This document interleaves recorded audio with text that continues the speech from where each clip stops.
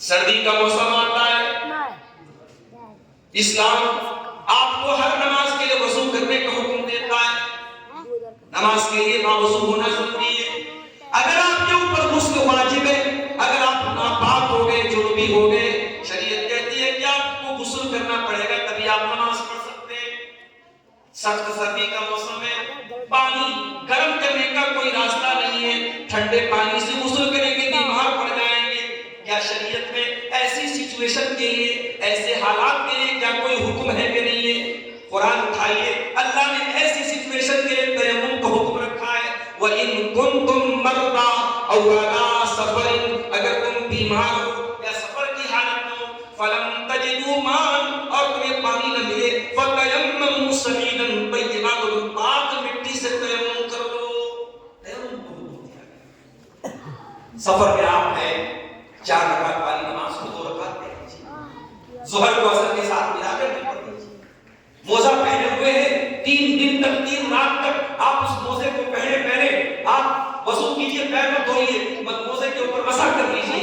یہ آسانیاں اللہ تعالیٰ نے ہمیں وہاں دی ہے. وَمَا جَعَلَ عَلَيْكُمْ فِي الدِّينِ مِنْ حَرَجٍ، اے مسلمانوں ہم نے تم کو وہ دین دیا ہے جس دین کے اندر کوئی تنگی، کوئی پریشانی.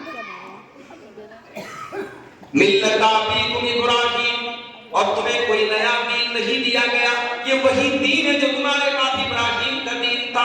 وَسَمَّاكُمُ الْمُسْلِمِينَ، اللہ نے تمہارا نام مسلمان رکھا ہے. پہلے بھی تم مسلمان تھے، آج بھی تم مسلمان.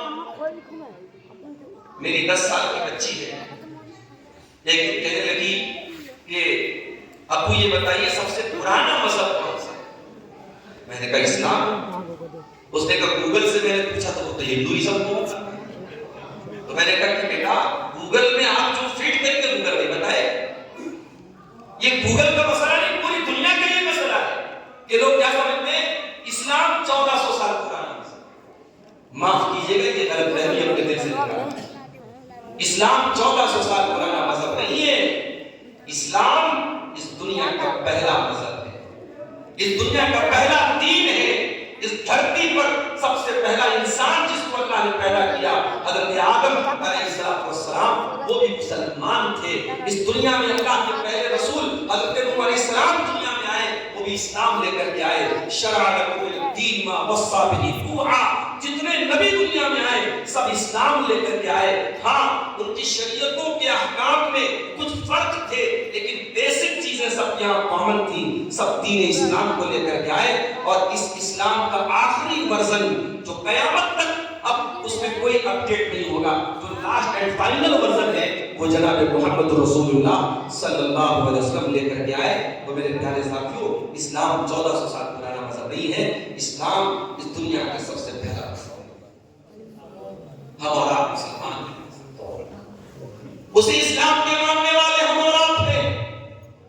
اور دنیا میں ہم ایک چیز دیکھتے ہیں میرے ساتھ، ایک باپ کے 5 بیٹے ہیں، 2 بیٹے بہت نالائق ہیں، بہت نافرمان ہیں، اور 3 بیٹے باپ کے بڑے فرما بردار ہیں، بڑے نیک ہیں، بڑے سیدھے. جو 2 بیٹے نالائق ہیں، باپ ان نالائق بیٹوں سے مایوس ہو جاتا ہے.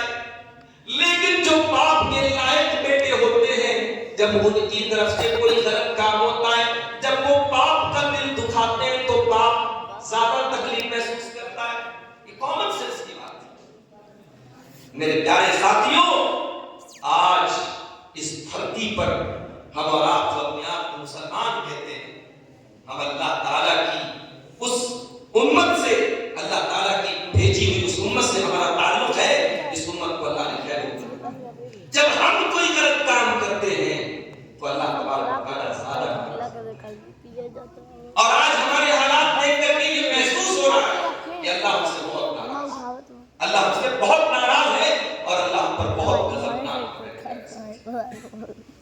اللہ نے قرآن میں کہا یا ایھا الذین آمنوا ان تطیعوا فریقا من الذین اوتوا الکتاب یردوکم بعد ایمانکم کافرین. اے ایمان والو، اگر تم اہل کتاب کے طریقے پر چلو گے، اگر یہود و نصارہ کی بات مانو گے تو وہ تم کو کافر بنا دیں گے، مرتد بنا دیں گے.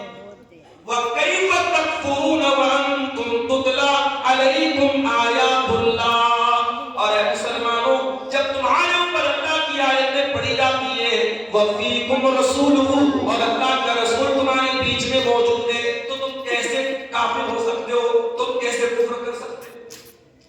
یعنی اللہ تبارک و تعالیٰ ہم سے سوال کر رہا ہے کہ اے مسلمان، اگر تو کفر کا کام کرتا ہے، تیری صفوں میں اگر کفر ارتداد پایا جاتا ہے، تو یہ زیادہ افسوس کی بات ہے کہ تو رب کا قرآن پڑھنے والا ہے، تو رسول کا کلمہ پڑھنے والا ہے، تو اگر کفر کا کام کرتا ہے، تو اگر ارتداد کا کام کرتا ہے، تو یہ زیادہ تکلیف کی بات ہے، یہ زیادہ افسوس ہے۔ آج میرے پیارے ساتھیوں، آج ہمارا مسلم معاشرہ ہر موڑ پر تباہی اور بربادی کا شکار ہے۔ نئے نئے مسائل ہمارے سامنے آ رہے ہیں، ہماری جان و مال، ہماری عزت و آبرو، ہماری مسجدیں، ہمارے مدرسے، ہر چیز کے تعلق سے ایک ڈر اور خوف کا ماحول ہے۔ کبھی آپ نے غور کیا کہ ایسا کیوں ہو رہا ہے؟ دن بدن اللہ کی زمین ہم پر کیوں تنگ ہو رہی ہے؟ آئیے ذرا قرآن سنت کی روشنی میں اس کا بتا۔ 5 ٹائم کی نماز میں ہم ہر رکعت میں سورہ فاتحہ پڑھتے ہیں، اور سورہ فاتحہ میں اللہ تعالیٰ سے دعا کیا کرتے ہیں؟ اہدنا الصراط المستقیم، اے اللہ تو ہم کو صراط مستقیم پر چلا، سیدھی راہ پر چلا، اپنے دین حق پر چلا، اپنے سچے دین پر چلا، صراط الذین انعمت علیہم، اے اللہ تو ان کے راستے پر چلا جن کے اوپر تیرا انعام ہوا۔ بہت غور سے سنیے گا، یہ کوئی معمولی دعا نہیں ہے، یہ 5 ٹائم کی نماز میں ہر رکعت میں ہم اس دعا کو ریپیٹ کر رہے ہیں۔ 5 ٹائم ہم روزی نہیں مانگ رہے، 5 ٹائم ہم اولاد کی بہتری کی دعا نہیں مانگ رہے، لیکن 5 ٹائم کی ہر رکعت میں، نماز میں، ہر رکعت میں، یعنی اگر ہم سنتوں کو سائڈ کر دیں، صرف فرض نماز کو لے لیں، تو کم سے کم منیمم ڈیلی روزانہ 17 بار اللہ تعالیٰ سے یہ دعا کرتے ہیں، اہدنا الصراط المستقیم، اے اللہ اس صراط المستقیم پر چلا۔ اس کا مطلب یہ ہوا ایک مومن کے لیے سب سے بڑی نعمت ہدایت کی نعمت۔ ایک مومن اس نعمت پر اللہ کا جتنا شکر ادا کرے کم ہے کہ اللہ نے اس کو اسلام کی نعمت سے نوازا ہے۔ میرے پیارے ساتھیوں، اس ملک میں کروڑوں لوگ ایسے ہیں جو گائے کی عبادت کرتے ہیں، جو گائے کا پیشاب پیتے ہیں، جو گائے کا گوبر کھاتے ہیں، جو شرمگاہ کے آگے ہاتھ جوڑتے ہیں، جو ندیوں کی عبادت کرتے ہیں، جو جانوروں کی عبادت کرتے ہیں۔ ان لاکھوں کروڑوں لوگوں میں صرف ان پڑھ لوگ نہیں ہیں، صرف جاہل گنوان لوگ نہیں ہیں، اس میں ایک سے ایک ویل ایجوکیٹڈ، پڑھے لکھے، کوئی سپریم کورٹ کا جج ہے، کوئی ہائی کورٹ کا وکیل ہے، کوئی ڈاکٹر ہے، کوئی انجینئر ہے، بڑے اعلیٰ دماغ، بڑے دانشور لوگ ہیں، لیکن اپنے کریٹر کی عبادت نہیں کرتے، اپنے پالنہار کی عبادت نہیں کرتے، اپنے رب کی عبادت نہیں کرتے، اللہ کی پیدا کی ہوئی چیزوں کی عبادت کرتے ہیں، بلکہ نعوذ باللہ شرمگاہ تک کی عبادت کرتے ہیں، جانوروں تک کی عبادت کرتے ہیں۔ یہ منظر دیکھ کر کے میرے پیارے ساتھیوں، ہمارا دل اس جذبے سے لبریز ہو جاتا ہے، اس احساس سے بھر جاتا ہے کہ پروردگار یہ تیرا کرم ہے، یہ تیری توفیق ہے کہ تو نے ہمیں مسلمان بنایا، تو نے ہدایت کی نعمت سے ہمیں نوازا۔ ہماری اوقات نہیں تھی، ہماری حیثیت نہیں تھی، ہم اس نعمت کو خود سے حاصل کریں۔ اسی لیے اللہ قرآن میں کہتا ہے جب جنتی جنت میں جائیں گے تو کہیں گے وَقَالُوا الْحَمْدُ لِلَّهِ الَّذِي هَدَانَا لِهَذَا وَمَا كُنَّا لِنَهْتَدِيَ لَوْلَا أَنْ هَدَانَا اللَّهُ۔ جنتی جنت میں جانے کے بعد کہیں گے اللہ تیرا کرم ہے، تیرا شکر ہے کہ تو نے ہم کو ہدایت کی نعمت سے نوازا ہے۔ اے اللہ اگر تو نے ہدایت کی نعمت سے نوازا ہوتا تو ہم اس کو نہیں پا سکتے تھے۔ اگر اللہ ہدایت نہ دے تو ابو طالب کو نہیں دکھائیں گے۔ نبی نے رات کی تاریکیوں میں دعا کی تھی، اے اللہ عمر بن خطاب میں سے اور عمرو بن ہشام میں سے جو تجھے زیادہ محبوب ہو، اے اللہ اس کو اسلام کی دولت دے دے۔ اللہ کو ابو جہل کا ایمان منظور نہیں تھا، اللہ کو عمر بن خطاب کا اسلام منظور تھا۔ عمر بن خطاب اسلام لائے اور پیارے نبی کے یعنی جانثاروں میں سے بن گئے۔ پیارے نبی کے ساتھ ابو بکر عمر کا نام جڑ گیا، عمر ابن خطاب اس مقام پر پہنچ گئے اور ابو جہل اس امت کا فرعون بن گیا۔ تو ہدایت اللہ کے ہاتھ میں ہے میرے پیارے ساتھیوں۔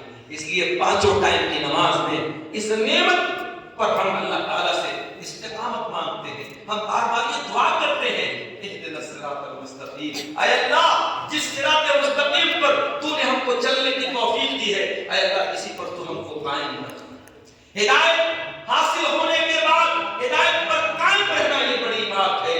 حالات جیسے بھی آ جائیں، مصیبتیں جیسی بھی آ جائیں، پریشانیاں کیسی بھی آ جائیں، ایمان کے راستے کو نہ چھوڑا جائے، استقامت پر گامزن رہا جائے، یہ بہت بڑی بات ہے میرے پیارے ساتھی۔ آج تو حالات یہ ہیں، رانچی، جھارکھنڈ کی راجدھانی رانچی میں نصرت جہاں نام کی ایک لڑکی، 5 ٹائم کی نماز پڑھنے والی، روزہ رکھنے والی، یوٹیوب پر علماء کے بیان سننے والی لڑکی، سوشل میڈیا پر ایک شیطان کے جال میں پھنستی ہے، ایک کافر کے جال میں پھنستی ہے۔ اس نے پیار اور محبت کا جال پھینکا، وہ لڑکی گرفتار ہو گئی، اور اس لڑکی نے اس کافر اور مشرک کی محبت میں آ کر کے اپنا گھر ہی نہیں چھوڑا، اپنے ماں باپ کو ہی نہیں چھوڑا، اپنا دین بھی چھوڑ دیا، اپنا اسلام بھی چھوڑ دیا، اور وہ لڑکی نصرت جہاں سے نشاسی ہوئی۔ میرے پیارے ساتھیوں، اس قوم کے لیے بہت بڑا تعزیانہ ہے، یہ ہم سب کے چہروں پر بہت بڑا تھپڑ ہے کہ آج ہم اپنی قوم کی بچیوں کو ایمان کی اہمیت بھی نہ بتا سکتے۔ ایمان کوئی اتنی حقیر چیز تو نہیں ہے کہ کوئی گلاب کا پھول دے دے اور ایمان کا سمجھوتا کرے، کوئی محبت کے چند بول دے اور ہماری قوم کی بچیاں اپنے ایمان کو لٹا دے۔ نہیں میرے پیارے ساتھیوں، ایمان تو وہ دولت ہے۔ سمیہ بنت خیاط شہید ہو جاتی ہیں، اپنے جوان بیٹے کے سامنے پہلے راس ہو جاتی ہیں، ان کو ننگا کر دیا جاتا ہے، ان کا خون بہا دیا جاتا ہے، اسلام کی راہ میں پہلی شہید ہو جانے والی خاتون بن جاتی ہیں۔ مگر سمیہ بنت خیاط، عمار کی ماں، یاسر کی بیوی سمیہ اپنے دین کو چھوڑنے کے لیے گوارا نہیں کرتی ہیں۔ ایمان تو وہ دولت ہے میرے ساتھ، ایمان تو وہ دولت ہے کہ حبشہ کا وہ غلام جس کو دنیا بلال ابن رباح کے نام سے جانتی ہے، ان کا مالک امیہ بن خلف عرب کے تبتے ہوئے صحرا پر کو لے آتا ہے، ان کے سینے پر گرم پتھر رکھتا ہے۔ بلال کوئی خوبصورت انسان تو نہیں تھے، بلال کوئی ہینڈسم اور ہماری زبان میں کہہ لیں بڑے اسمارٹ اور ہینڈسم تو نہیں تھے۔ ہمارے نوجوان ساتھیوں، بلال آپ کی طرح اپنے چہرے اور اپنے بال پر محنت کرنے والے نہیں تھے۔ بلال کالے کلوٹے تھے، حبشی تھے، مگر بلال کے اس کالے بدن میں، ان کے سینے میں جو دل تھا، وہ دل اللہ کی محبت سے معمور تھا، وہ دل ایمان سے بھرا ہوا تھا، وہ دل اللہ کی توحید سے بھرا ہوا تھا۔ سینے پر گرم پتھر رکھا ہے اور پیٹھ کی چربی عرب کے ریت سے، عرب کے گرم ریت سے پگھل رہی ہے، اور امیہ ابن خلف کہتا ہے، اے بلال ہم تجھے یہ تکلیفیں دینا چھوڑ دیں گے، اے بلال تو اسلام کو چھوڑ دے، تو محمد کا دین چھوڑ دے، اللہ کی توحید چھوڑ دے۔ بلال کی زبان سے آواز نہیں نکل رہی ہے، مگر بلال اگر کچھ کہتے ہیں تو اتنا کہتے ہیں، احد احد، میرا رب ایک ہے، میرا معبود ایک ہے، میرا اللہ ایک ہے۔ میرے عزیزوں، ایمان تو وہ دولت ہے جس کو پانے کے لیے صحابہ نے اپنے گھر کو چھوڑ دیا، اپنی جانوں کو قربان کر دیا، یہ سب سے بڑی دولت ہے۔ اسی لیے قرآن کریم میں اللہ تعالیٰ نے ہمیں بار بار اس نعمت کی حفاظت کا حکم دیا ہے، فرمایا وَلَا تَمُوتُنَّ إِلَّا وَأَنْتُمْ مُسْلِمُونَ، اے مسلمانوں تمہیں موت نہ آئے مگر اسلام کی حالت میں مرنا، تو اسلام کی حالت میں مرنا۔ اصحاب کہف کو دیکھو، او میرے نوجوان ساتھیو، اصحاب کہف کو دیکھو۔ اصحاب کہف کون تھے؟ چند نوجوان تھے، بڑے باپ کے بیٹے تھے، حویلیوں میں رہا کرتے تھے، محلوں میں رہا کرتے تھے۔ جب ان کو اللہ نے ہدایت کی دولت دے دی، توحید کی نعمت دے دی، اللہ کی توحید پر وہ چلے آئے، اور ان کو ایسا محسوس ہوا کہ ہماری قوم کے لوگ مشرک ہیں اور وہ ہمیں توحید پر جینے نہیں دیں گے۔ ان اللہ کے نیک بندوں نے غار میں جا کے پناہ لے لی، غار میں چلے گئے۔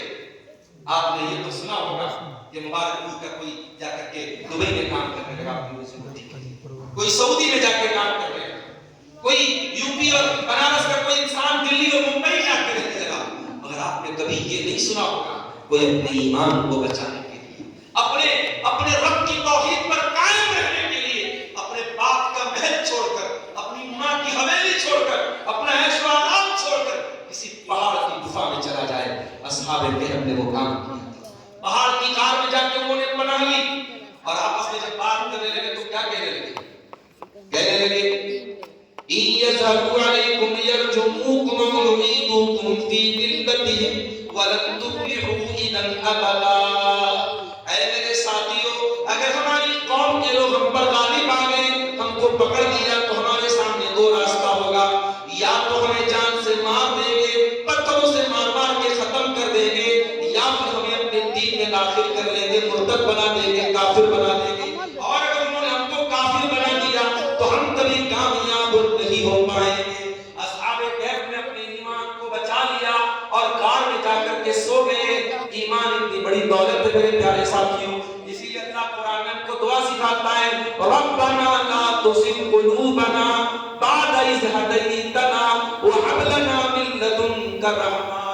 اے پروردگار، جب تو نے ہم کو ہدایت کی نعمت سے نوازا ہے، جب تو نے توحید کی نعمت سے نوازا ہے، تو اے اللہ اب دوبارہ ہم گمراہی کے راستے پہ نہ چلے جائیں، ہمارے دلوں کے اندر کوئی ٹیڑھا پن نہ پیدا ہو جائے، کوئی کجی نہ پیدا ہو جائے. اے اللہ تو اپنی رحمت سے ہم کو بچا لینا اور ہمیں اسی ہدایت پر قائم رکھنا.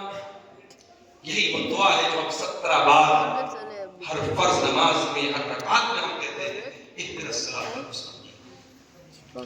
اس کے بعد ہم کہتے ہیں صراط الذین انعمت علیہم.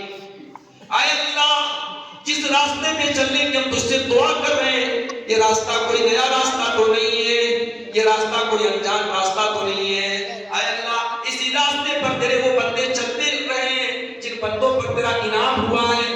کن کے اوپر اللہ کا انعام ہوا ہے؟ اللہ نے سورہ نساء کے اندر بیان کر دیا، مع الذین انعم اللہ علیہم من النبیین والصدیقین والشہداء والصالحین. یہ نبیوں کا راستہ ہے، یہ صدیقین کا راستہ ہے، یہ شہداء کا راستہ ہے، یہ صالحین کا راستہ ہے. جاؤ، ہمارے مسلک کے بارے میں کوئی اگر کہتا ہے یہ اہل حدیث تو ولیوں کو نہیں مانتے، یہ شہداء کو نہیں مانتے، یہ نیک لوگوں کو نہیں مانتے، جاؤ ان کو یہ میسج دے دینا. ارے اہل حدیث تو وہ ہے جو جنازے کی نماز میں سورہ فاتحہ پڑھتا ہے اور اللہ سے یہ دعا کرتا ہے، صراط الذین انعمت علیہم. اے اللہ، تو ہم کو نبیوں کے راستے پہ چلا، تو ولیوں کے راستے پہ چلا، تو شہداء کے راستے پہ چلا، تو صدیقین کے راستے پہ چلا. اس کے بعد ہم کیا کہتے ہیں ذرا ایک بار، غیر المغضوب علیہم. اے اللہ، ان کے راستے پر تو نہ چلانا جن کے اوپر تیرا غضب نازل ہوا، جن کے اوپر تیرا غضب نازل ہوا.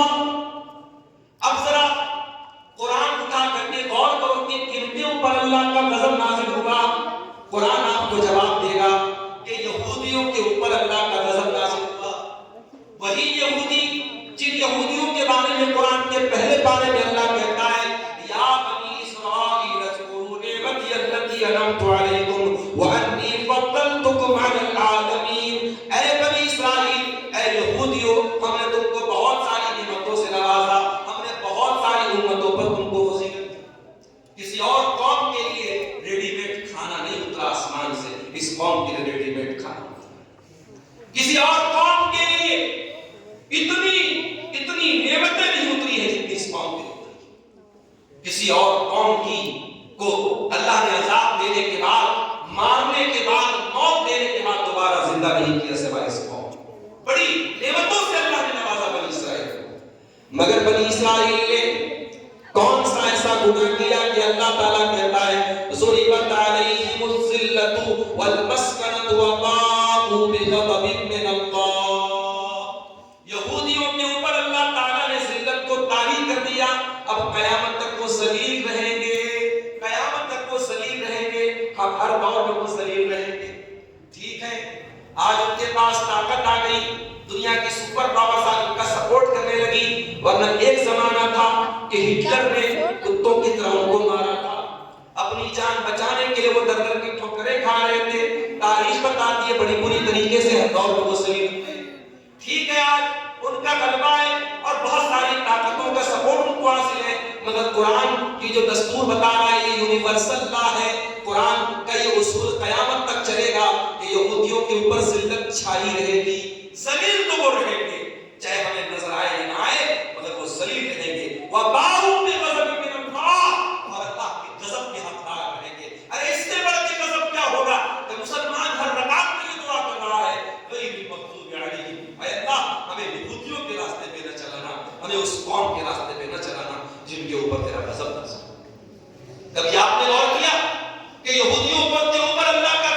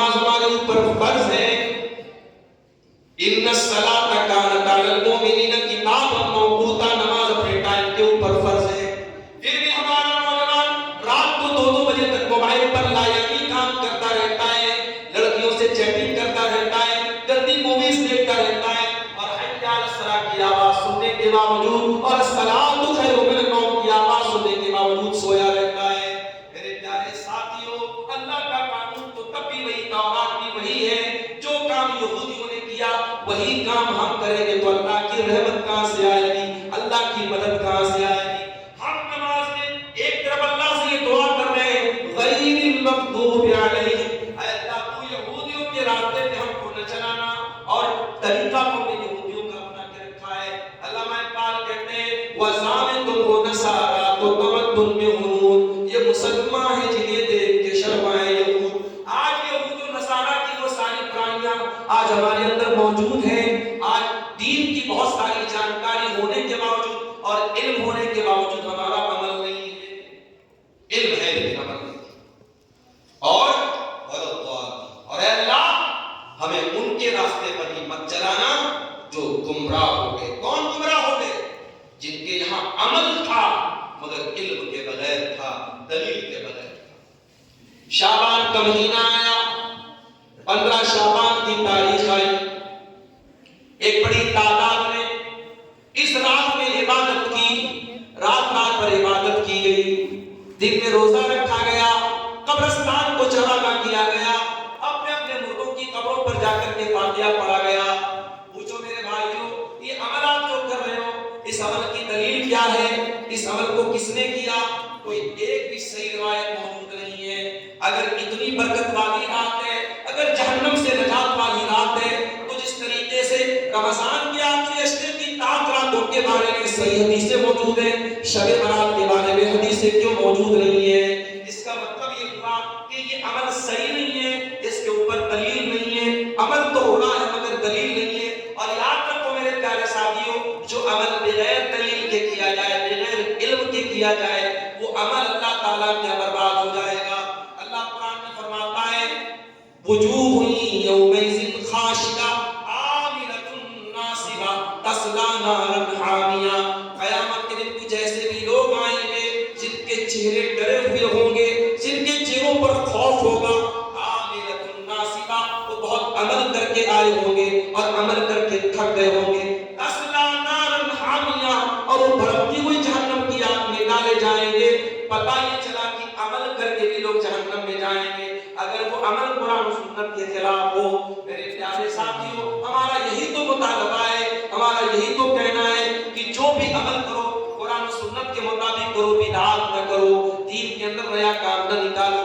اللہ کے پیارے نبی اپنے ہر خطبے میں یہ کہا کرتے تھے وَشَرَّ الْأُمُورِ مُحْدَثَاتُهَا، دین کے اندر سب سے برا کام وہ ہے جو نیا نکالا گیا ہو، وَكُلُّ مُحْدَثَةٍ بِدْعَةٌ، اور ہر نیا نکالا گیا کام بدعت ہے، وَكُلُّ بِدْعَةٍ ضَلَالَةٌ، اور ہر بدعت گمراہی ہے، اور ہر گمراہی جہنم میں لے کر